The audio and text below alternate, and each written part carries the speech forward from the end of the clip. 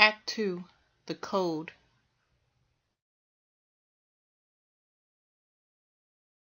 Chapter 4. Step 1. Affirmations. Every sentence I utter must be understood not as an affirmation, but as a question. Niels Bohr, Nobel Prize-winning physicist. April 1997, a crisp spring morning like any other in New England. I was living in a dorm room at a college where I was a religious studies major. The dorm room itself was sizable enough in that, simply by standing in the middle of the room, you could touch the walls on both sides. It was the morning of the shower that changed my life. The night before, I'd been looking around my diminutive dorm room and realized that I had posted lots of sayings or affirmations around the room to make myself feel better. If you've read a self-help book or been in a success seminar in the last 40 years, chances are you've heard of affirmations. Why? Because nearly every traditional success teacher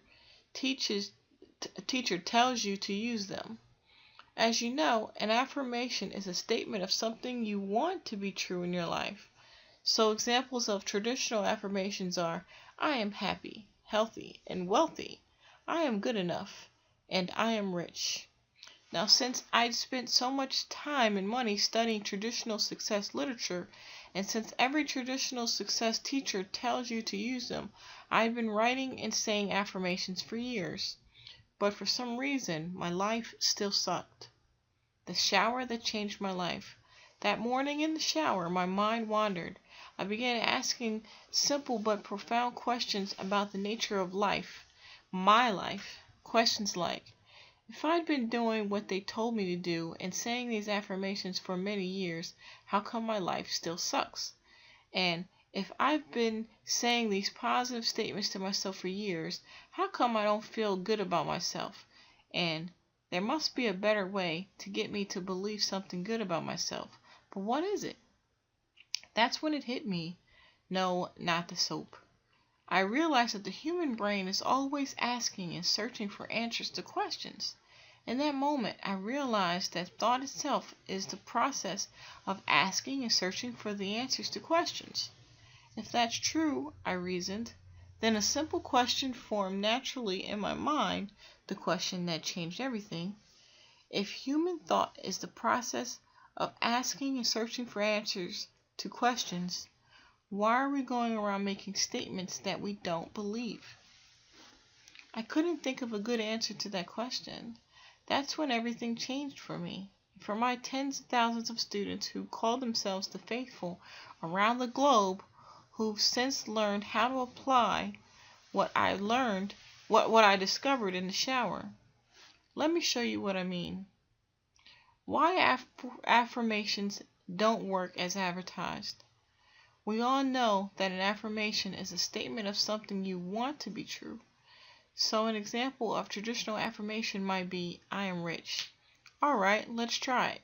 Say it to yourself right now. I am rich. Try it again. I am rich. Did you hear what just happened in your mind? A voice that said something like, yeah, right. Let me ask you a question. Tell the truth. Do you honestly believe your own affirmations or do you doubt them? The plain and simple truth is that most of us doubt our own affirmations. Why?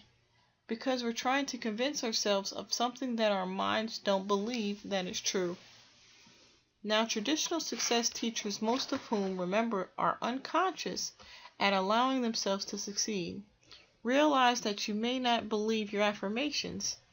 So they told you, with good intentions, that all you had to do was repeat your affirmations 1,000, ever million, a cajillion times until you eventually believe them. Let's say you realized you were holding on to negative thoughts. For example, I'm poor, I'm lonely, I don't have enough. You decided you wanted something better. Said positive affirmations. For example, I am rich, I am happy, I have money. Absolutely nothing happened. Me too. And about a gazillion other people. Hey, we were only given chainsaws, so what else were we supposed to use? But why? Why didn't affirmations work for most of us? If it were as easy as traditional teachers said, why did nothing happen for the rest of us? We were simply incapable of thinking a positive thought. We are were we not smart enough, motivated enough, educated enough, or did we just not try hard enough? The answer is none of these. The answer is you were given the wrong tool to do the job. You were told you could change your mind using statements when your mind responds naturally to questions. You were told you could overcome negative beliefs using statements when it's so much easier to overcome them using questions. You were told to give.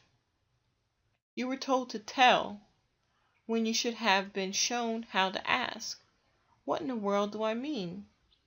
What every problem you'll ever face really is. We typically fear, try to avoid, ignore, or get away from problems. But really, a problem is simply a question that hasn't been answered yet. Any problem, from the trivial to the tremendous, is really a question searching for an answer. Here are a few serious global problems and their associated questions. Global warming. How can we stop destroying the earth and still live the lives we want? Poverty. How can we equally distribute the wealth of the world so that people don't have to go without the basic necessities of life? Unemployment. How can we get everyone working in jobs that produce wealth for themselves and help society function better as well? Notice I didn't say these were questions. These were easy questions. That's why we haven't found all the answers yet. What about the problems people face on the personal or professional level? Wanting to be more successful. How can I be more successful in my life and business? Lack of organization. Why can't I find what I'm looking for? Wanting companionship. Why can't I meet the person of my dreams? If you want to change any of these, you can use the traditional affirmation method by saying things like, I am a success, I am organized, I am good enough, and so on. You may believe these statements and you may not. If affirmations work for you, that's great. If, however, you find yourself not believing your affirmations, like most of us, and you're not totally satisfied with the results, why not try something so simple, yet so powerful, that the traditional success teachers skipped right over it on their way to breakfast? Rather than making a statement you don't believe, why not ask a question that can transform your life? How you create your life. The staggering realization I made in the shower on that fateful morning in 1997 was that you are creating the reality of your life at this very moment in two ways: by the statements you say to yourself and others, and by the questions you ask yourself and others. Traditional success teachers have focused a great deal of energy telling you to change your statements, but until the shower, no one had fully realized or shown how to harness the awesome power of what happens when you change the questions. Your mind has what you might call an automatic search function, which means that when you ask yourself a question, your mind automatically begins to search for an answer. Psychologists have referred to this function of the human brain as the embedded presupposition factor. The greatest teachers throughout history have taught the truth of the statement, as you sow, so shall you reap. This is often called the law of sowing and reaping. Emerson called it first law, or the law of attraction, which means that what you focus on, the thought seeds you continually plant, will grow and bear fruit. Traditional teachers told you to change your thinking if you want to change your life, and that's quite correct. What they told you, however, was almost exclusively to change the statements you're making, while almost completely ignoring the questions you're asking. Yet, even as far back as biblical times, we've been reminded, you have not because you ask not, and ask and you shall receive. If you only change the statements you say, without changing the questions you ask, you're missing out on the fastest, easiest way to change your life that's ever been discovered. Step 1, affirmations. How a 13-year-old girl cured her compulsive worrying. I got a call one day from Mary, a professional salesperson from Wisconsin who had attended one of our Secret Code of Success workshops. The first words out of her mouth were, "Your work has been life-changing to me." When I asked her what she meant, she told me the following story. After attending your seminar and learning how to use affirmations, I realized that if it could work for me, it could also work for my 13-year-old daughter, Stephanie. She's a high achiever who gets all A's in school, but she's also a chronic and compulsive worrier. Stephanie worried so much that she had severe sleeping problems. She'd lay awake many nights worrying until finally she'd come into our bedroom and wake us from a sound sleep so we could comfort her. We tried everything. We read to her. We prayed with her. We were even considering taking her to therapy. Still the worrying and the sleepless nights continued. She would cry and ask me, "Why do I worry so much?" It broke my heart because I couldn't help my own daughter. Finally, when I heard you teach affirmations at your seminar, I realized this could be the answer I was praying for. When I came back from your seminar, I taught Stephanie how to use affirmations, and we talked for a long time about what questions would make the most difference in her life. She was as excited as I was. The questions we came up with were, why am I worry-free? Why do I enjoy a full night's sleep? Why do I put my trust in God's hands? Why do all my friends love me? Why do I love me? Now she's a different kid. From the very first day she started using affirmations, it was truly miraculous, like turning on a dime. Stephanie's worrying stopped. She also became much happier, more relaxed, and seems to be at peace in her own skin. And you know how hard that can be for teenagers nowadays, especially teenage girls. Your books were first self-help books I've ever read where I actually did the exercises. Thank you for making such a difference in our lives. Mary then told me that not only did affirmations improve her own business and enable her daughter to quit worrying, she also started sharing affirmations with everyone she met. When her husband Scott told her that he wasn't passionate about his work, Mary began affirming, "Why is the right calling coming to Scott?" Within weeks, he landed his dream position. And get this, it was a position at Stephanie's high school, exactly where he wanted to be. How's that for manifesting? Empowering versus disempowering questions. Do you know what most people are doing with their lives? Most people are unknowingly asking negative, disempowering questions and wondering why they're not getting the results they dream of. Let's examine these empowering versus disempowering questions. We'll start with disempowering questions, because while they're the kind you may be most familiar with, they're also the ones you want to get rid of as soon as possible. These are questions like, why am I so afraid? Why doesn't anyone love me? How come I never get the breaks other people get? No one asks these questions consciously or on purpose, but you may be asking them without knowing it. Try this. Consciously ask these disempowering questions out loud. See how you feel when you ask yourself, why don't I have enough money? How come I'm so lonely? Why am I such a loser? Why can't I do anything right? Doesn't feel too good, does it?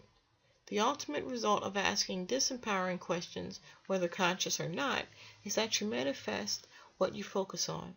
In other words, when you ask negative questions, you get negative results. Use the space below to list the 5 most disempowering questions you hear in your head. Yes, I mean right now. They may have come from someone in your past, or it could be something you made up on your own. It's vital that you know exactly what your hidden, disempowering questions are so you can begin to consciously turn them around.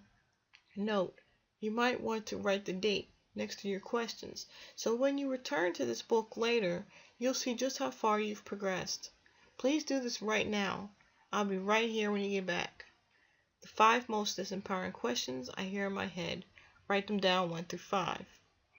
Phew, pretty bad, aren't they? Are you ready to find a better way? Empowering questions equals the right questions. Now that you've identified what your individual disempowering questions are, you may be asking, what are empowering questions? And how can I start asking them instead of the negative ones? Glad you asked. Empowering questions cause your mind to focus on what you have versus what you lack. Asking empowering questions leads to feelings of self-esteem and a positive self-image, because your mind automatically begins to focus on what's right about you instead of what's wrong with you. Empowering questions, therefore, lead directly to answers that tell the truth about who you really are. Let's change your disempowering questions from the previous list to empowering questions. How? Simply reverse the negative questions to positive. For example, if your disempowering question is, why am I such a loser? Your empowering question would be, why am I such a success? Alright, grab your pen and get ready to experience the difference. 5 new empowering questions I'm going to start asking, 1 through 5. Write them down now. Pretty cool, huh? Did you notice something shift in your mind? Guess what? You've just taken the first step of the secret code of success. The purpose of affirmations is to change your disempowering questions to empowering questions. By doing this, you will gain conscious control of the thought seeds you're planting, which will, through the law of attraction, change your life. How an insurance salesman went from $1,500 a month to $120,000 a year. Brandon, an insurance salesman from Utah, called our offices one day, and I happened to pick up the phone. I liked him immediately. He was warm, open, and told me that he had spent over $30,000 on every self-help program under the sun, yet he was still only making about $1,500 a month. Brandon had heard about our programs and decided to invest in the home study materials we offer. Here's what happened next, in Brandon's own words.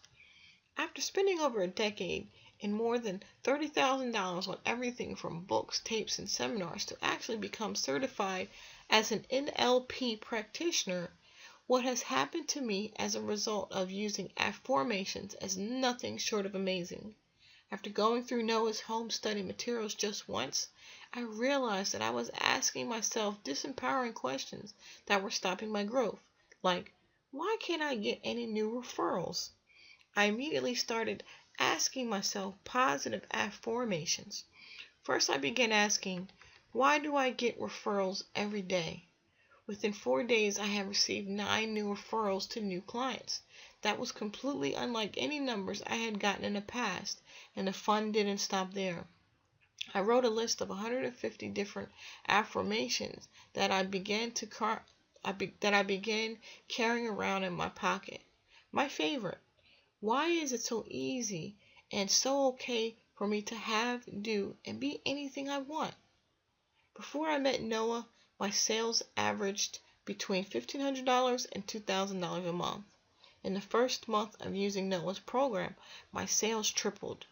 Remember, these numbers are crunched by an insurance company. By the end of the year, my personal income had quintupled, and I was named Agent of the Year.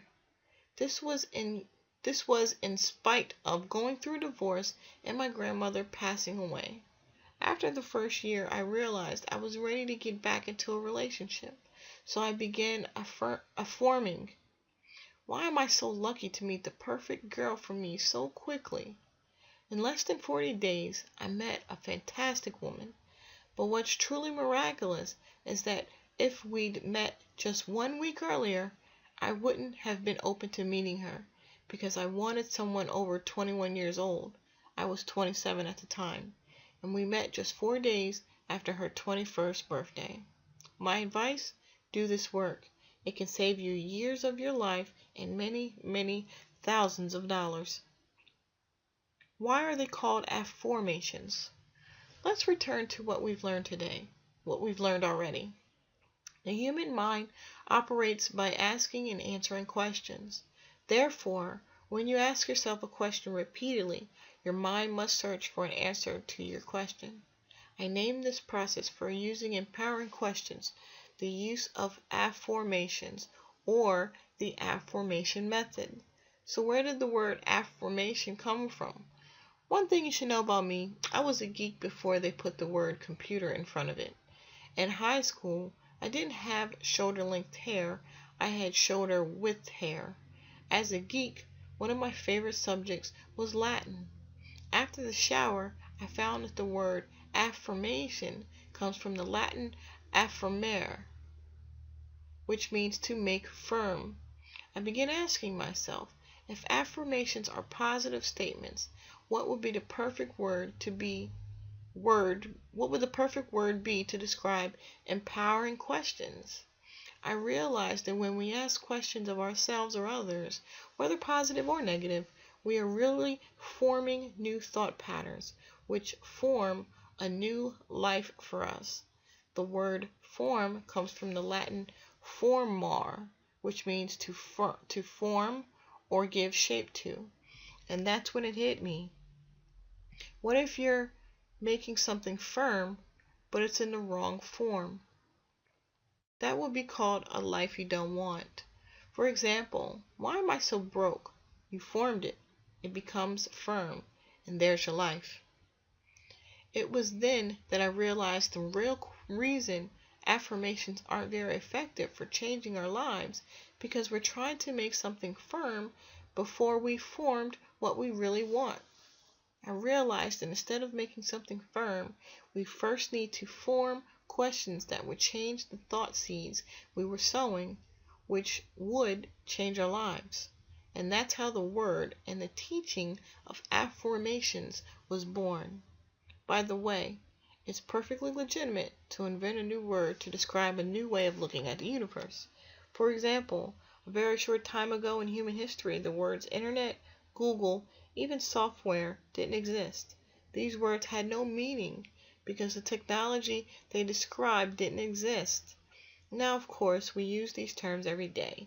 In this book, I'm describing a new technology of the mind, hence, affirmations, a new word to describe a new technology. The bottom line, you're already doing this. In case you're still wondering if this works or thinking this is the nuttiest thing you've ever heard, let us offer you one final act. You are already using affirmations all the time anyway. Thoughts like, why am I so stupid? Or why can't I do anything right? Are simply negative affirmations. These questions are really your head trash forming itself inside your mind, thereby forming your very life. Once, during one of our Secret Code of Success seminars in Virginia, a young couple came up to me, literally jumping up and down with excitement. They said they heard me teach affirmations at their company's national sales conference just a few months earlier. Here's their story. At your seminar, we heard you explain how to use affirmations to change your life. We've been doing affirmations for the past 4 years, just as we were instructed. We made affirmation tapes, said them to one another, placed them on our refrigerator, even hung affirmation signs in the shower. Well, all we got was a bunch of wet words. After hearing you speak about affirmations at your workshop, we were very excited. We realized the power of asking ourselves empowering questions and letting our minds search for the answers. We started to use affirmations in exactly the same way we'd been using traditional affirmations. We asked each other about our new questions, placed them on our refrigerator, and talked about our new affirmations day after day. The results were absolutely amazing. We attended your seminar in July. By August, we realized we were doing a lot of things differently because of the affirmations we learned from you. And in September, we qualified for our first Cadillac. After more than 4 years of using traditional affirmations with little to show for it, we got the exact results we wanted in less than 90 days using affirmations. This professional couple had been very committed to using the traditional method. They'd even said affirmations out loud to one another. Now that's commitment. Yet affirmations simply didn't enable them to overcome their subconscious negative beliefs. Using affirmations, their minds began to search for new, creative ways to find solutions to their problems, and the results spoke for themselves. The power to create your life using affirmations lies within you and your miraculous, marvelous mind. Since you're already using them anyway, why not use them consciously to create the life you want, rather than unconsciously creating a life you don't? The 4 steps to create affirmations that can change your life. Step 1. Ask yourself what you want. You've probably done this step before. In step 1, you can use goals you've previously written or start from scratch. You decide. The point is to determine what it is that you want. Please note that traditional success literature stops right here. They told us to set your goals and then say affirmations that attempt to convince your brain that you will have what you want sometime. For example, in step 1, you might decide that your goal is to be happy, healthy, and wealthy. Hard to imagine anyone not wanting those things. So you would write, I want to be happy, healthy, and wealthy. Now we go to the breakthrough step. Step 2, form a question that assumes that what you want is already true. In step 2, you ask a question that assumes that what you want is already so, has already happened, or is already true. This is the key step to creating affirmations that can change your life. In the example above, what you want is to be happy, healthy, and wealthy, right? Well, in this step, you ask yourself why this is already so. Your life is a reflection of the thought seeds you plant and give energy to. More precisely, your life is a reflection of the unconscious assumptions you make about life and your relationship to it. For example, if you grew up in an environment where there wasn't a lot of money, and your family made you aware that the lack of money was the cause of their unhappiness, you might conclude that there's a lack of money in the world that leads to unhappiness, and that's just the way life is. If you could find a mechanism that could record your subconscious thought seeds and play them back to you, they might sound something like this. Why am I so broke? Why don't I have enough? Why aren't I more successful? And so forth. While a mechanism doesn't exist that records and reflects your subconscious thought seeds, that mechanism is called your life. This is your life. So here you are, asking yourself these unconscious negative questions. What do you think the answers to these negative questions would be? The answers would be your life showing up as the results of the negative questions you've been asking, the natural fruits of negative thought seeds. For example, if you've been unconsciously asking, why am I so unhappy? You'll get the answer as your unhappy life. If you've been unknowingly asking, why don't I have enough? The answer will appear as your lack in life. If you've been unwittingly asking, why am I so lonely? The person of your dreams will keep not showing up. Reverse the curse. Reverse the curse. When you do this step of the affirmation method, you will take what has been subconscious, hidden, and make it conscious, visible. And take what is negative, disempowering, and make it positive, empowering. Let's reverse all the negative questions shown above. The reverse might look something like this. Why am I so happy? Why do I have enough? Why am I so loved? These questions may seem unfamiliar, even crazy to you right now, but what if you allowed yourself to accept those questions as the truth about your life? Wouldn't you have a life that's different than the average person's? A life that's different from the one you have now? The quality of your life depends on just 2 things. The quality of your communication with the world inside yourself and the quality of your communication with the world outside yourself. Step 2. of the affirmations method is to begin to change the quality of communication with the world inside yourself. You will begin to ask yourself new, better, empowering questions and stop asking yourself negative, disempowering questions. This is the fastest, most effective way I've ever seen to immediately change the quality of your communication with both your inside and outside worlds. So step 2 in the affirmation method is to ask yourself, why is what I want true in my life now? Using our example above, you would ask yourself, why am I so happy, healthy, and wealthy? Step 3, give yourself to the question. The point of affirmations does not lie in finding the answer, but in asking better questions. When you ask better questions, your mind will automatically focus on things you've probably never focused on before. When you do this, the results will amaze you. I got the following letter from my friend John Adams of the Golden Key Ministry in Phoenix.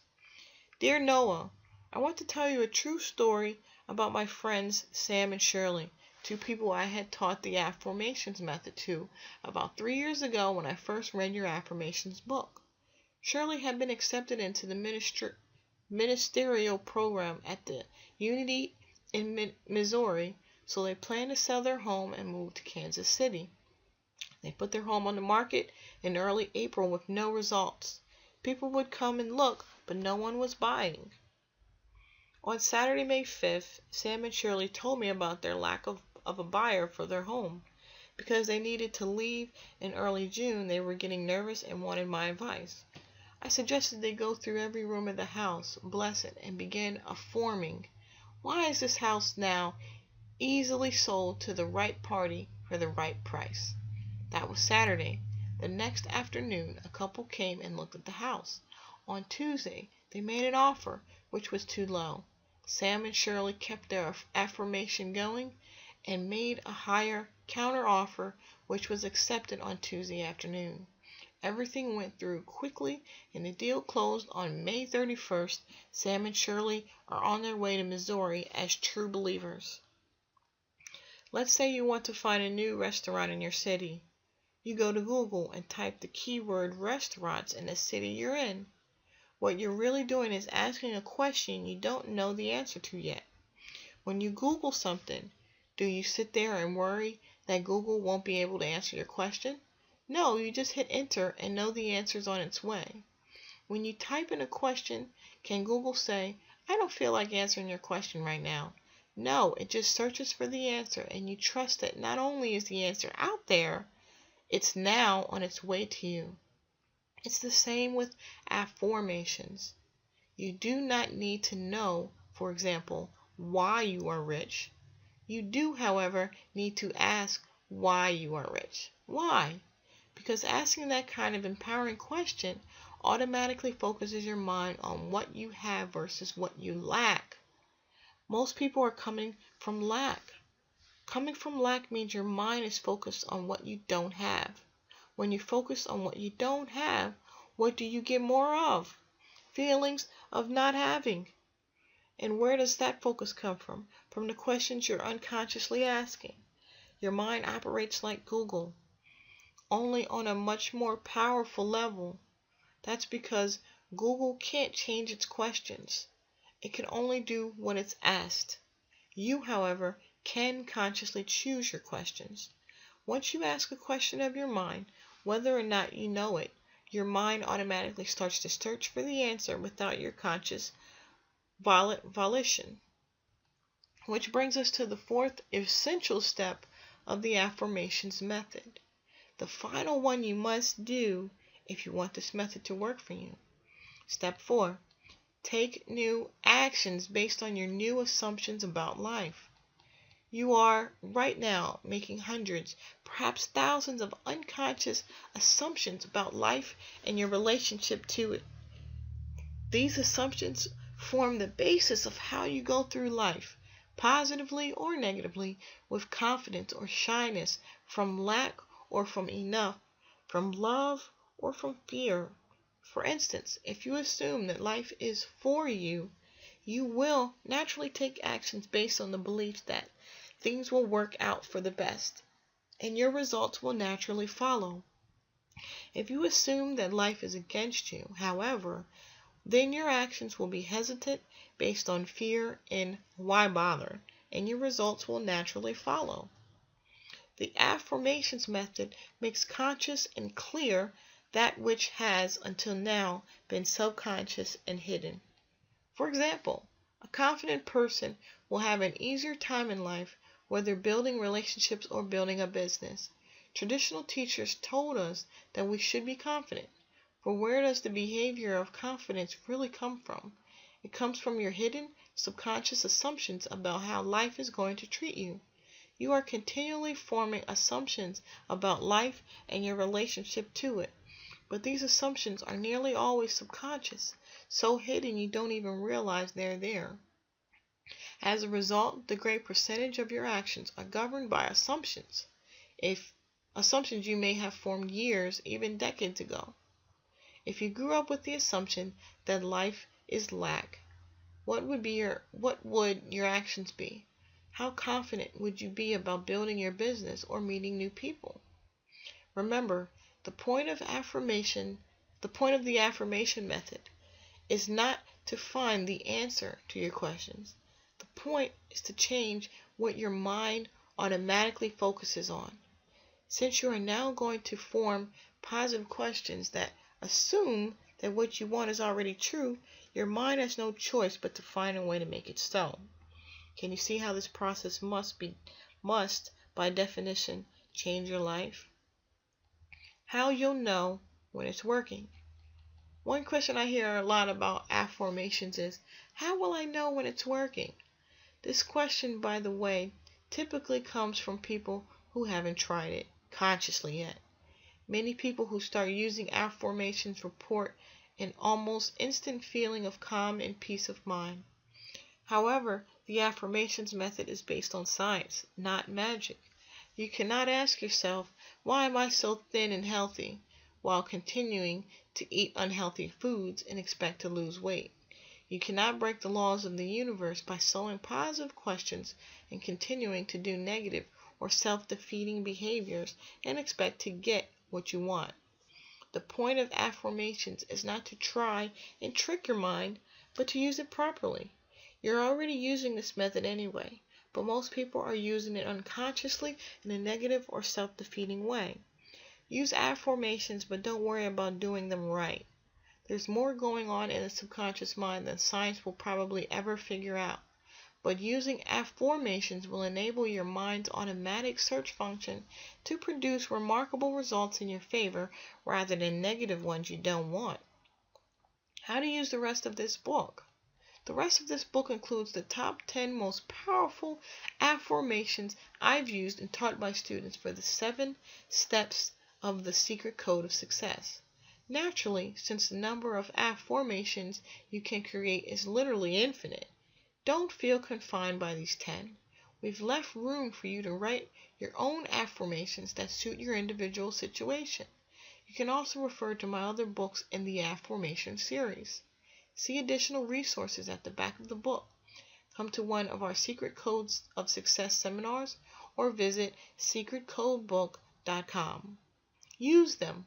Go over them again and again and write them out as you would your traditional affirmations, but notice the affirmations may flow much more easily for you. That's because rather than trying to force yourself to believe something that you don't really believe, you'll be forming new assumptions about life and your relationship to it based on what you really do want. I know of no other method that can yield such dramatic results with so little effort. Using affirmations, you can take direct, conscious control of your subconscious thoughts, change the questions, change your results, and change your life. For more information on how to use affirmations to get what you want twice as fast with half the effort, visit www.affirmations.com. A quick recap. 1. The human mind works using questions. Human thought is really the process of asking and searching for the answers to questions. 2. Traditional success teachers have told us for decades to use affirmations or positive statements to get what we wanted. The problem is, affirmations don't really work because you're trying to convince yourself of something you don't believe. 3. The author discovered affirmations, which are empowering questions, not statements, that immediately change your subconscious thought patterns from negative to positive. Because your mind automatically starts to search for the answers to questions, asking empowering questions immediately changes your focus from what you don't have to what you have. 4. The 4 steps of the affirmations method are: 1. Ask yourself what you want. 2. Form a question that assumes that what you want is already true. 3. Let your mind search for the answer. 4. Take new actions based on your new assumptions about life. 5. You can use affirmations in any aspect of your life: money, health, relationships, weight loss, sales, etc. Use affirmations and you can begin to manifest what you want twice as fast with half the effort. Next, actions. List 3 things you can do from this chapter in the next 7 days to use affirmations for faster, better results in your life, career, and relationships. 1, 2, 3. Top 10 affirmations for step 1. 1. Why am I so rich? 2. Why am I so happy? 3. Why am I enough? 4. Why am I good enough? 5. Why do I have what it takes to succeed? 6. Why do I have the courage to do what I love? 7. Why does opportunity come to me so easily now? 8. Why do I enjoy so much success? 9. Why do I have more than enough money in my business? 10. Why does having what I want help others get what they want? Chapter 5. Step 2. Loving mirrors and safe havens. Relationship is a mirror in which you can see yourself, not as you would wish to be, but as you are. Jiddu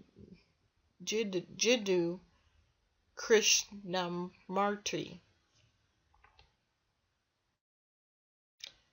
I want you to think for a moment about your eyes. What color are they? I'll bet you know what color your eyes are. But how do you know? How did you determine your own eye color? The answer is you either looked in a mirror or another reflective substance like a photograph, or someone told you. In fact, those are the only 2 ways to determine your own eye color. Right now, I want you to see your own eye color without looking in a mirror. Come on, get motivated, work hard, set your goals. I don't care how smart, cute, talented, or motivated you are, you simply cannot see your own eye color by looking from within yourself. While it may seem improbable, that simple analogy forms the foundation of this entire system. George and Clarence. Remember the movie It's a Wonderful Life? In that movie, Jimmy Stewart played George Bailey, a wonderful guy who helped many people, yet had a really bad case of low self-esteem. He had decided to commit suicide because he literally believed he was more valuable dead than alive. Remember that insurance policy? Then Clarence, his guardian angel, came down from heaven and showed him what life would have been like if George had never been born. That's when George understood for the first time that his life had value and meaning. That's why his paradigm shifted, and he realized that his was, in fact, a wonderful life. Now, what do you think would have happened if George Bailey had looked in the mirror and said to himself, I'm good enough, I'm smart enough, and gosh darn it, people like me?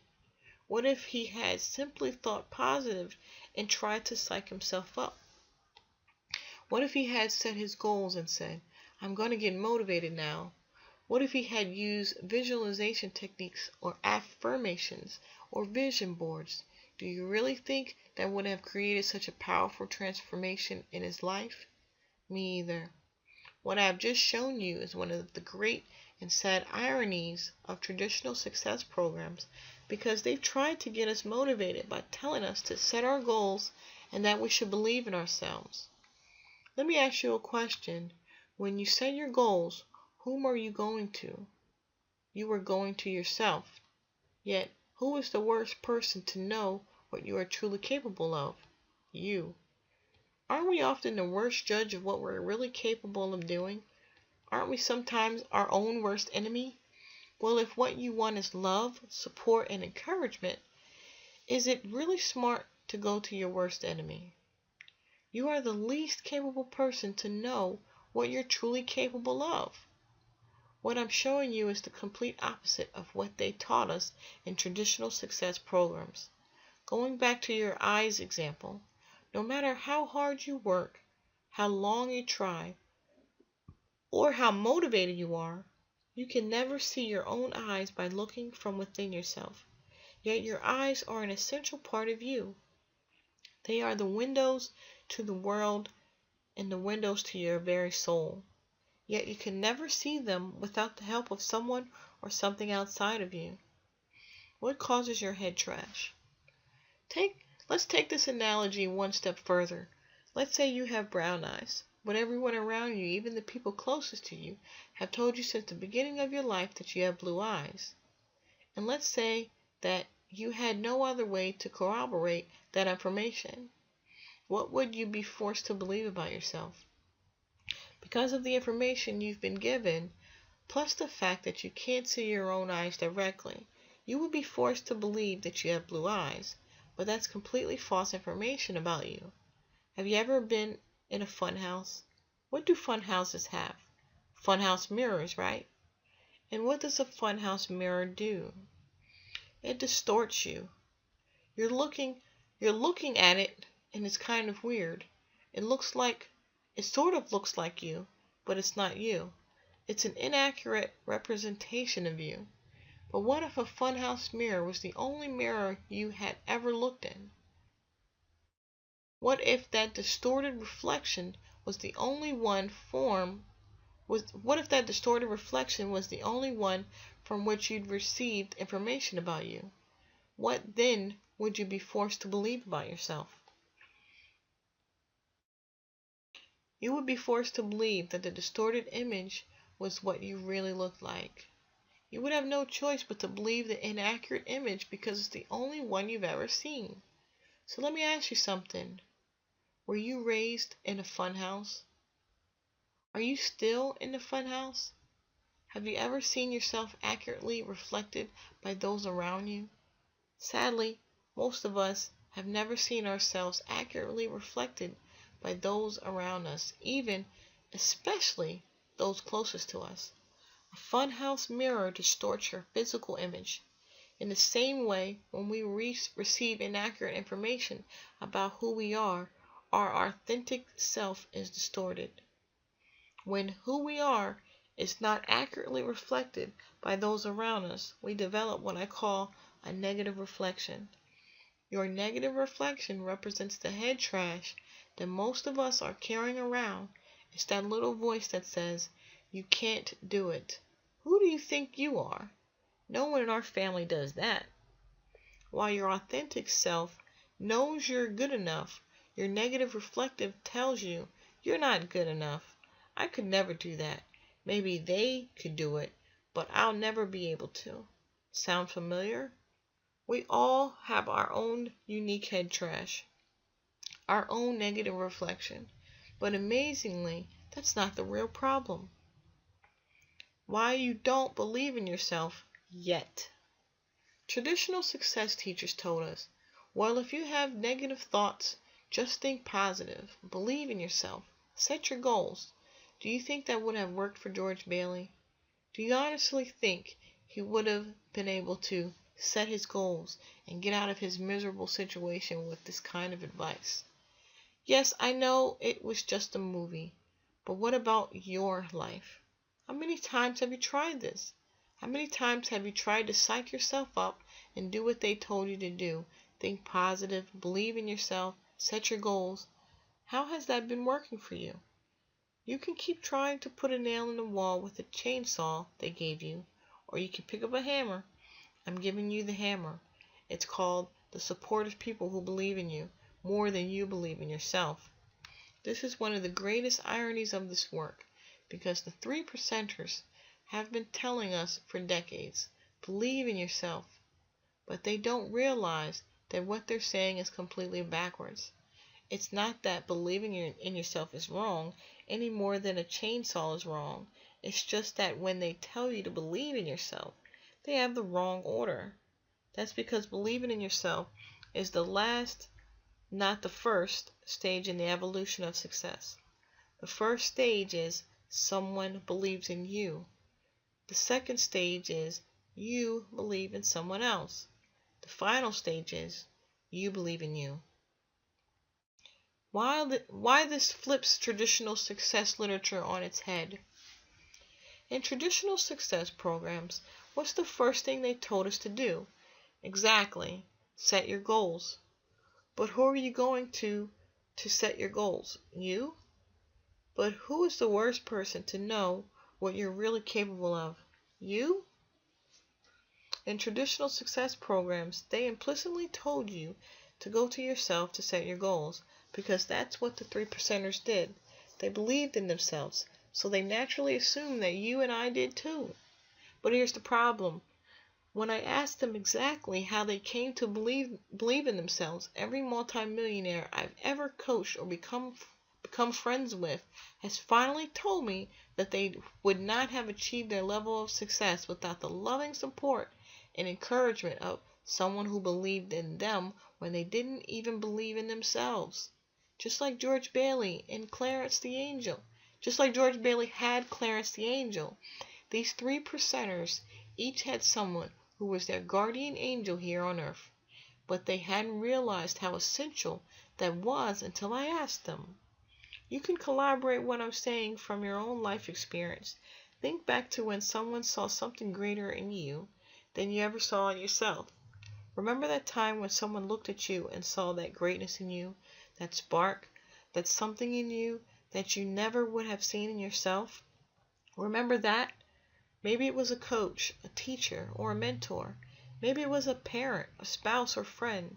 Maybe it was your grandma, grandpa, uncle, aunt, or somebody close to you. Whoever it was, they saw something in you, encouraged you, and said, I know you can do this. I see wonderful things in you. I see the leader in you, and I know you can do it. And you're standing there going, who, me? You have that response because you can't fully perceive your own value any more than you can see your own eyes. We don't fully comprehend our own value to the world. I call this phenomenon the loving mirror principle, and it's the hidden aspect of success that almost everyone ignores. What is a loving mirror? A loving mirror is a person who gives you unconditional support. Why is this the foundational step to getting rid of your head trash for good? Just like you can never see your own eyes by looking from within yourself, you can never fully understand your true value from within yourself. It takes the loving support and encouragement from someone like a friend, teacher, coach, or mentor to show you what you are truly capable of. There is a scene from the movie Facing the Giants that has become very popular online because people have passed it from friend to friend hundreds of thousands of times. In the scene, the football coach pushes Brock, the team captain, further than Brock would have ever pushed himself.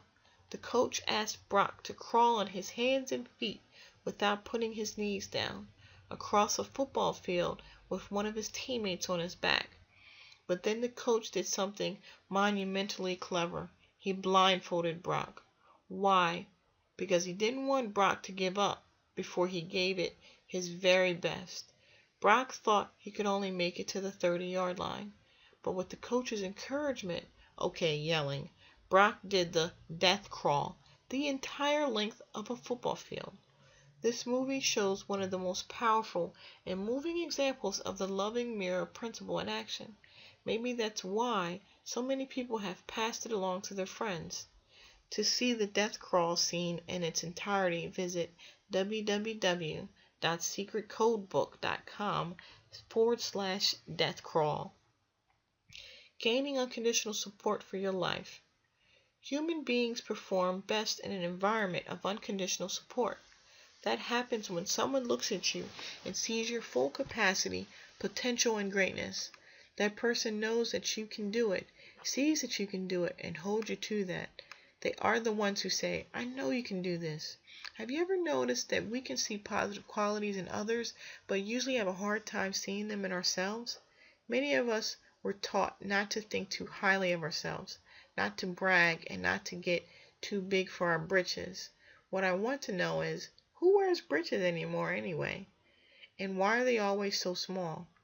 The point is, many of us are afraid of being called arrogant or stuck on ourselves. And that's not at all what I'm suggesting. I'm merely pointing out that the most happy, successful people in the world became that way because someone believed in them, usually more than they believed in themselves. You might be saying, but Noah, I don't have anyone who believes in me. That's the number one objective I hear when I present this step at my seminars. You need to realize that's the very point. If you weren't lucky enough to have been born into a family of loving mirrors, as most of us weren't, you can now find them as an adult. Safe havens, the loving mirror at work. Okay, I can hear what you're saying. Noah, I can see how this principle works in my personal life. But I bought this book so I could learn how to make more money. Now you're telling me all this touchy-feely stuff.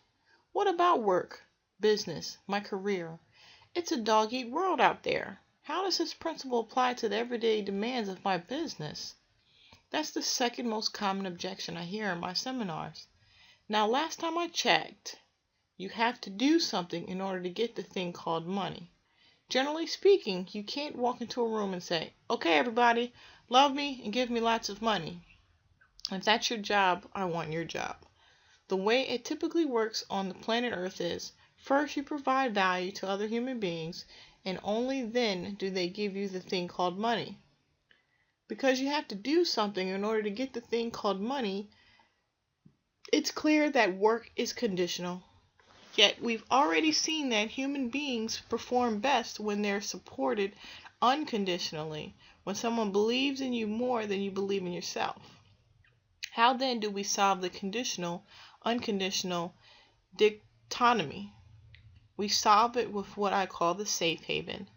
A safe haven is someone who sees your capacity and potential, someone who holds you to a higher standard and keeps you accountable to the demands of business.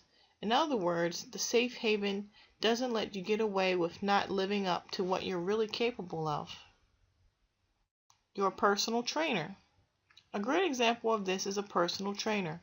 If you've ever worked with a personal trainer, you know she's basically a drill sergeant, hopefully an encouraging one, but a drill sergeant nonetheless. She'll say things like, you can do this, and you've got to do it, and you've got to do it. Let's go. Left to our own devices, what do we do when we work out? We go, time for sit-ups. Ready? 1, 2. Okay, I'm good. But a good personal trainer would never let you get away with that. You're there working and sweating, saying, I can't do it. But she's there going, yes, you can. You, no, I can't. Her, yes, you can. You, no, I can't. Her, yes, you can. You, pause. Hey, I did it. Your trainer pushes and pushes you because she knows you can do it. She has confidence in you and gets that performance out of you that you didn't believe you could do. That's the safe haven. You're saying you can't. They're saying, yes, you can. A safe haven gives you the unconditional support you need and holds you to a higher standard than you would ever hold yourself to. And he does it because he believes in you, even when you may not believe in yourself. Loving mirrors and safe havens form the core of the secret code of success for the very reason that you can't see your own value. If you don't do this step, there's no reason for you to do anything else. Why? Because every 3%er had at least one loving mirror show them their value at one point in their lives. And that, without their conscious awareness, is precisely what gave them permission to succeed. Bottom line, if you want to be happy and rich, you must find loving mirrors for your life and safe havens for your business. There is no way around this. They called him Butterfingers. There was once a pro football wide receiver named Butterfingers, because even though he was a first-round draft pick out of college, in his first pro season, he couldn't catch the ball. A super talented kid from a small town, Mississippi, his coaches and fellow players saw his raw ability, but because his team was based in San Francisco, he was thousands of miles from friends and family. He was lonely, and to the top of it all, he felt he was letting his teammates down. So he went to his coach and told him he was going to quit. His coach, a very smart man named Bill Walsh, said this to him: "Son, I'm not going to let you quit. I've seen what you can do out there. God has gifted you with the ability to play this game. I know you're a long way from home, but your teammates believe in you. I believe in you. I know you can do it, and I'm not going to let you quit, because I think you're going to be one of the greatest receivers this game has ever seen." After Bill Walsh said this to him, the light went on. This young man became the hardest working man in the NFL. His workouts became the stuff of legend. He would run drill after drill after drill, the first one on the field in the morning and the last one to leave. They would have to turn the stadium lights out on him. And by the end of his first season, Jerry Rice was on his way to becoming the greatest wide receiver in the history of the game. He owns every NFL record for wide receivers, including most career receptions, 1,549, yards receiving, 22,895, that's over 13 miles, and touchdowns receiving, 197. All this happened because one man, Bill Walsh, believed in him when Jerry Rice couldn't even believe in himself. So if you think what I'm teaching here sounds touchy-feely, let me assure you, this principle is the most powerful, results-creating, bottom-line focused method to get your foot off the brake that's ever been identified. It's also the hidden principle that every happy, successful person, team, or organization has used, whether or not they know it. Gaining unconditional support for your business. Not one of my multimillionaire friends has ever told me, "Oh yeah, I did it all by myself. I didn't need anybody." If you insist on being the lone wolf, and many of my students did when they first came to me, that's precisely why they were struggling. Then my work with countless thousands of students shows that you are going to struggle for a long, long time. Trying to succeed without the support of others is like standing on a gold mine, digging away with a teaspoon. Many people right now are standing on a gold mine, digging away with their teaspoons called "Don't ask for help" or "I don't have anyone," while right under their noses stands a brand new, never used backhoe called their loving mirrors and safe havens. That gold, that treasure lies inside you, so let's start uncovering it together. Get rid of the bully in your head. Here's the first exercise you need to do to get rid of your head trash and get your foot off the brake. You didn't think you were going to get away with just reading, did you? Remember, this is a course of action. I mean that in two ways. This system requires that you take action, and I hate to break this to you, but if you don't do something different from what you've done before, chances are you won't get different results than what you've done in the past. This exercise is called excavating and evicting your negative reflection. Your negative reflection, that funhouse mirror you've been looking at, causes your head trash and says things like, "You're not good enough." So the first thing we need to do to get your foot off the brake is to excavate your negative reflection. Get it all out in the open. And then evict it. Tell it to take a hike. Take out a sheet of paper and draw two columns. One is for your negative reflection and one for your authentic self. First, I want you to write what your negative reflection is saying to you. What is your head trash telling you? Maybe it says, "You can't do it. You'll never make it. You're a fraud. You're a phony, and nobody likes you." Whatever it is, just write it down. Take as much paper as you want. Don't feel restricted by a sheet of paper. I also suggest that you start a secret Code of Success journal. Take as long as you want. You don't have to share what you write with anyone else. In case you're wondering if writing down this negative stuff will give it more power, here are the facts. Your negative reflection is already in your head. You're simply turning on the light by doing this exercise. The elephant's in the room. Ignoring it or pretending it's not there won't make it go away. After all, you've tried that for years, haven't you? So get it out in the open once and for all. Turn the light on so it won't be hidden anymore, and then we can get rid of it. Exercise. Excavating and evicting your negative reflection, the list. Left side of the paper, my negative reflection, what my head trash tells me. Draw a line, my authentic self, who I really am. Maybe once you've done that, take a deep breath. I know that was not fun. Maybe get up and walk around a bit. Okay, after you've done that, I want you to get quiet and listen. Just listen to who you really are. Now write a statement from your authentic self. Your authentic self is who you really are, not the bully in your head. That negative reflection is just a bully who's been living in your head. Your authentic self is that still small voice within. It's that voice that says, hey, you know what? I am good enough. So what if I didn't go to college? A lot of very successful people either didn't go to or didn't finish college. What makes them any better than me? People don't care about that anyway. All they care about is the value that I am bringing to them. Or maybe your authentic self says, I am good enough because I am a valuable person and I've had enough of putting myself last. I'm bringing value into people's lives and I enjoy doing that. I can succeed at whatever I choose and put the work into. Here are some examples from my students.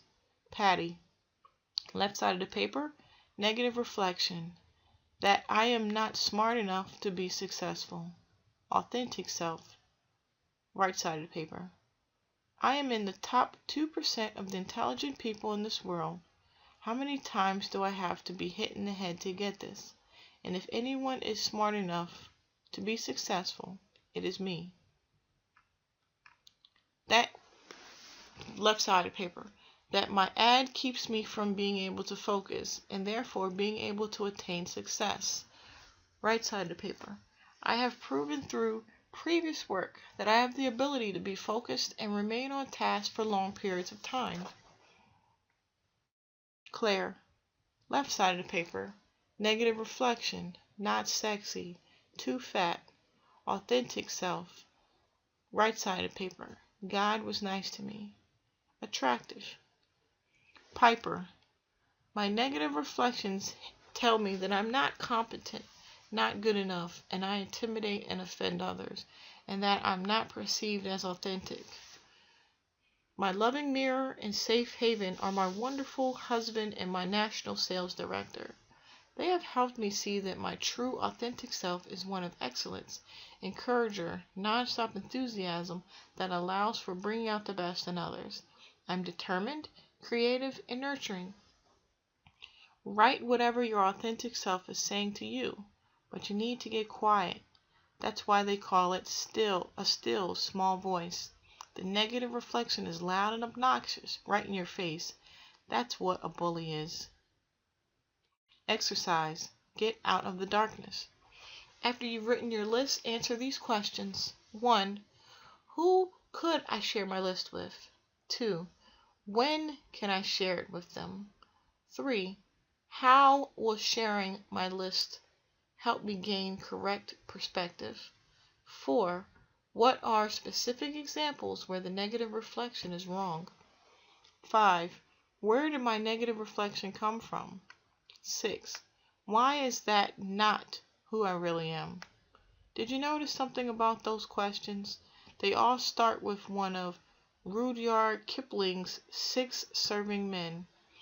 I keep 6 honest serving men. They taught me all I knew. Their names are what and why and when and how and where and who. Questions that begin with these 6 serving men are designed to elicit facts, because negative reflection not only lives in secret, it also exists on lives. If you don't gather accurate facts about who you really are, like if your eyes are brown and not blue, your negative reflection will remain strong by telling lies that you believe. Share your list with at least one other trusted person. Tell them honestly, I value you and I value your opinion. Could you take a look at this? And ask them to read it and tell you the truth from their perspective. My students who've done this have found that the people they share their lists with say to them, "What? That negative opinion is nothing like you. Where did you get that from?" Many have reported that this exercise was a turning point in their adult lives. You need to begin seeing yourself through the eyes of your loving mirrors, not your negative reflection. Because just like you must look in a mirror to see your own eyes, this is the only way to see a correct reflection of you. When you answer the question, how will sharing my list help me gain correct perspective? Write your why-tos benefits of sharing your list with a trusted friend. Finally, write specific examples where your negative reflection is wrong. That's the only other way to kill the negative reflection with facts and data. For example, my negative reflection might say, "Nobody likes having you around." But I could realize, wait a minute, plenty of people like me. I just got off the phone with 5 different people who really enjoyed talking with me. So when that negative reflection comes back, you simply combat it with the truth. What's your sign? Each of us comes into this world as a bright light, good enough. However, what happens for most of us is that we get negative signs placed on us. Not good enough, lazy, fat, ugly, stupid. Everybody would be happier if I weren't around. These negative signs are placed on us throughout our lives.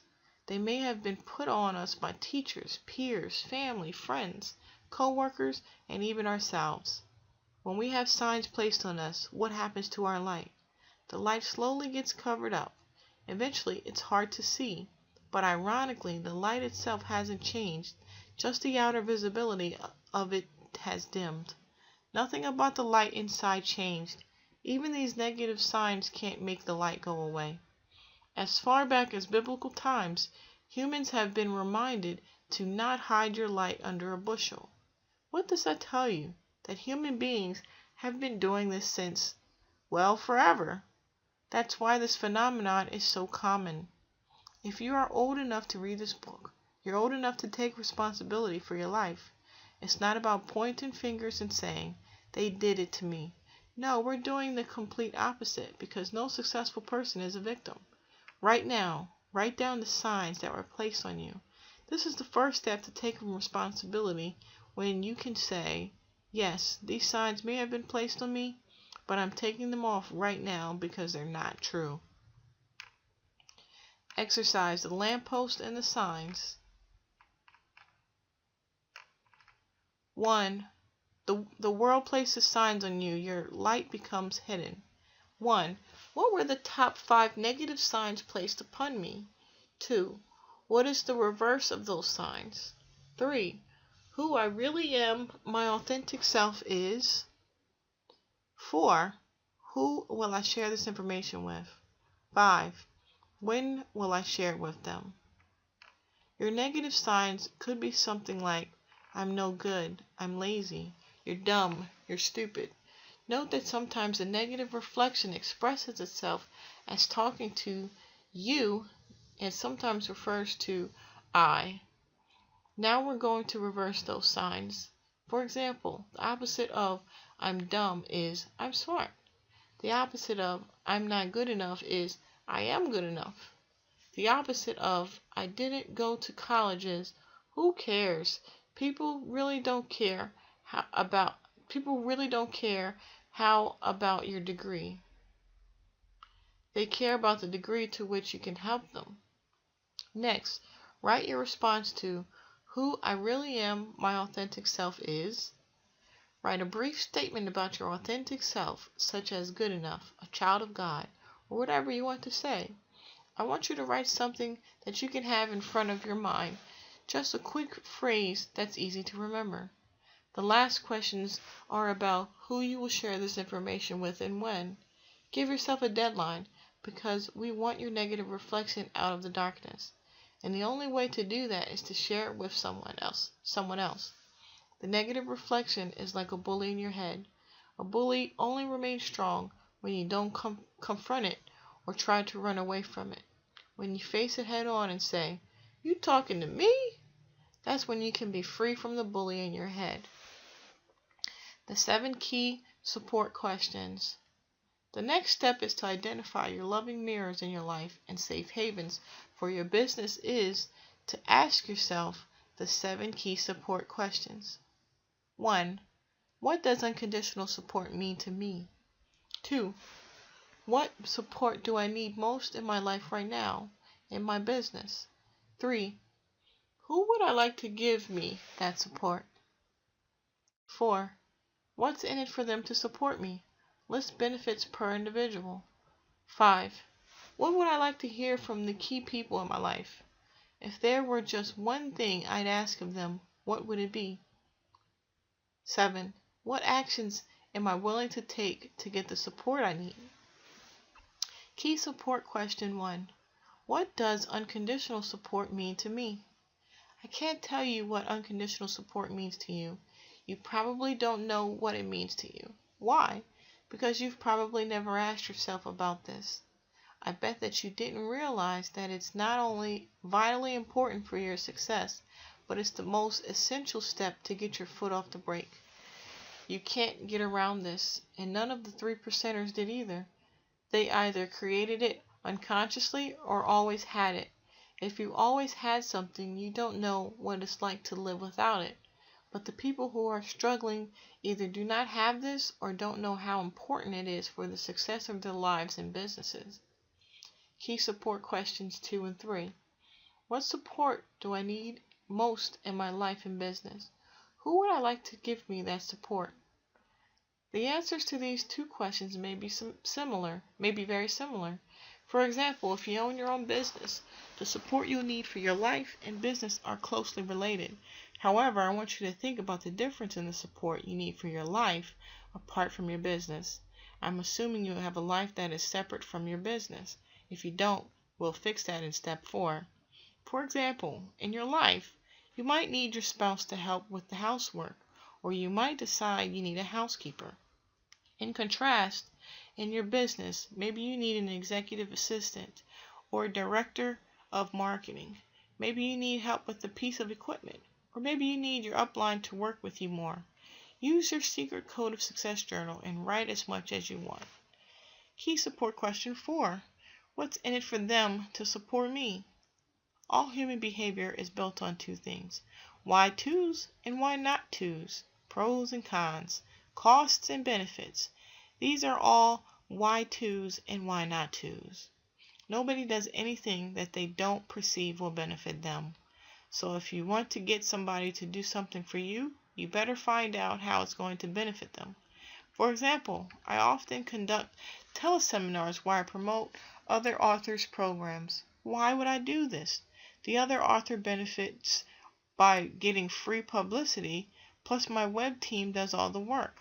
I benefit because more people hear about me and it promotes goodwill among my colleagues.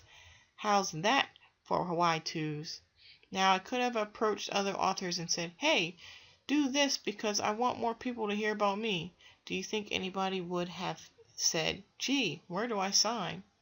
No, I'm pretty sure they would have replied, "Who the heck cares about you?"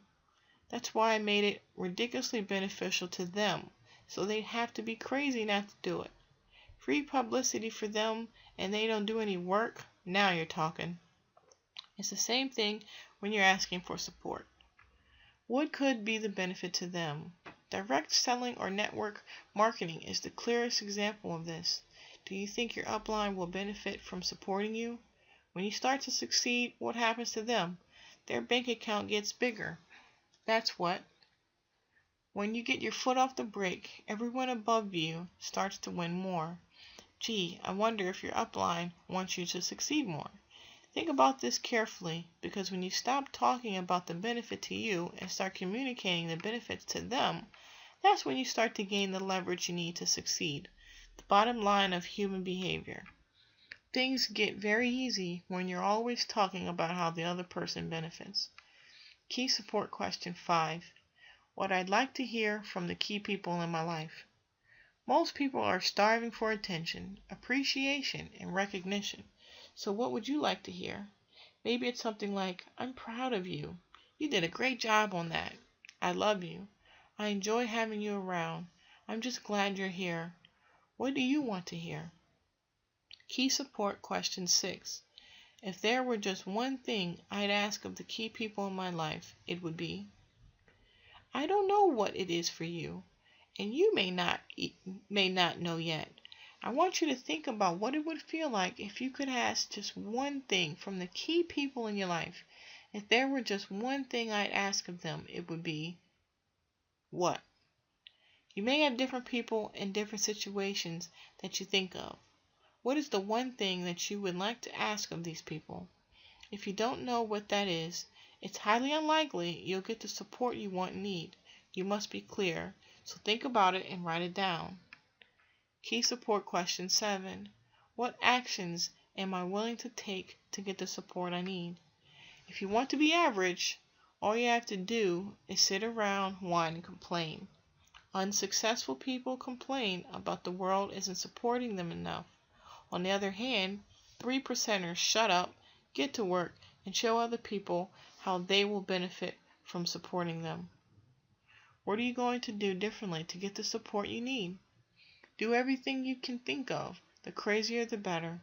Hey, if what you've been doing up until now worked, you'd already be successful. By definition, therefore, what seems crazy to you might be the one action that makes all the difference. Interview time. After you answer the key 7 support questions, it's time to do something with the information you learned. Earlier, I mentioned that you need to find loving mirrors for your life and safe havens for your business. Well, here's where you're going to do it. Now, I could just tell you to walk up to your potential loving mirrors and talk to them. But what would you say? You don't think I'd leave you hanging like that, do you? Instead, I'm handing you the script, so you don't have to worry about what to say. You can be as transparent as this and say to your friend, you're a very important person to me. I'm making some big changes in my life, and I'd like you to be a part of it. I'm reading a book by this guy, Noah St. John, and he told us to interview the most important people in our lives because he said that the most successful people have other people who believe in them. Your friend might say, what are you talking about? So just explain it simply and honestly. Tell them that these are the questions you are supposed to ask. Let them know exactly what you're doing. Tell them, I want to make some big changes, and you're an important part of that. I was wondering if I could ask you these questions. Is that okay with you? What are they going to say? No, I don't want to talk to you because you just made me feel good. Wouldn't you like it if somebody said something like this to you? You mean you care about me? You value me? By the way, I can pretty much guarantee that no one has ever said this to them. Think about it. When was the last time someone said something like this to you? You can do this on the phone or in person. You can go out for coffee, lunch, or just hang out. Many of my students have done this via email because naturally you can have loving mirrors and safe havens on the other side of the world just as easily as in your hometown. It's fine too. That's fine too. So here's your script. You don't have to reinvent the wheel. It's right here. Exercise. Interview your loving mirrors and safe havens. 1. What do you get out of me being in your life? What have you gained from our relationship? Please be specific. What would be missing if I weren't in your life? What do you see as my strengths? What can I do differently to improve our relationship? If there were one word or phrase you'd use to describe our relationship, what would it be? On a scale of 1 to 10, how would you rate our relationship? If anything less than 10, what can I do to make it a 10? These questions are very straightforward, but I do want to highlight questions 7 and 8. Jack Canfield taught me these, and they are two of the most brilliant questions I have ever seen in human relations. Question 7. On a scale of 1 to 10, how would you rate our relationship? Ask, then listen. If their answer is anything less than a 10, then you need to ask question 8. What can I do to make it a 10? Jack often says that he and his wife ask each other these two questions every week, whether he's calling from Kuala Lumpur or at his home with his family. They take the time to ask each other these questions. On a scale of 1 to 10, how would you rate our relationship? And what can I do to make it a 10? Can you imagine how close, how loving their relationship is? They're both taking the time to ask, what can I do to make this a better relationship? Who does this? It's staggering. If you're in business, I highly recommend that you ask your team, department, employees, and even your vendors these two questions. Go to every important person in your organization and say, let's do this. Let's get to a 10. You will have just earned their loyalty. Where you come from. I don't mean where you were born. I mean that when you're doing this process, where you come from is even more important than the questions you ask. You must come from a place of authenticity, not need. You can't defend. Why? Because when you defend, you lose. For example, let's say you ask someone, on a scale of 1 to 10, where would you rate our relationship? And she answers, it's a 4. You react defensively. A 4? What are you talking about? I'm always doing stuff for you, and I'm always nice to you. If you do that, you've just lost. Although you may not like to hear what she's saying, you've got to suck it up. Take a deep breath. Calmly say, wow, a 4. That's not very good. So what's going on that I don't know about? See what you did there? You gave the other person permission to tell you the truth. She might say, well, you never listen to me. You interrupt me all the time, and you didn't let me finish telling you that story. This is your moment of truth. If you can let her tell her truth without defending yourself, then you've won. The number one human beings are silently aching for is simply to be heard and not be made wrong. Everyone is dying to tell their story. What if you became the one person who doesn't make them wrong for it? You don't have to agree with everything that everyone says, but you don't have to make them wrong either. All you are doing is listening. You can say something like, wow, I had no idea I was doing that. I'm sorry. I'll do better next time. And it's even better if you mean it. The end of excuses. You can have excuses or success, but not both. If you come in with your excuses like, I was sick that day, I wasn't feeling well, somebody did this to me when I was 6 years old, you've just diminished yourself in that person's eyes and you lose that opportunity to grow. Everybody's got excuses. Unsuccessful people are whiners and victims. Don't be one of them. Say, wow, I didn't know I was doing so poorly. What can I do to make it better? On the other hand, you might be pleasantly surprised. Maybe the person you ask says that your relationship's a 9. Then you can say, wow, a 9 is pretty good. What can I do to make it a 10? Give people permission to give you their honest answer. Then you'll have that confidence to know, hey, I can do better next time.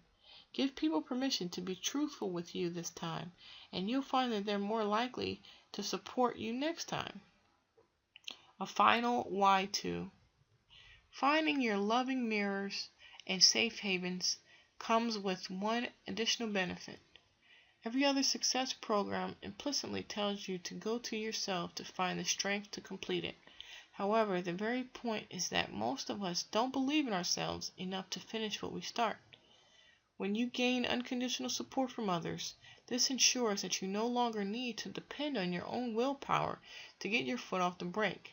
Therefore, if you find yourself getting stuck in your life or business at any time in the future, simply go back to this step and do the exercises again.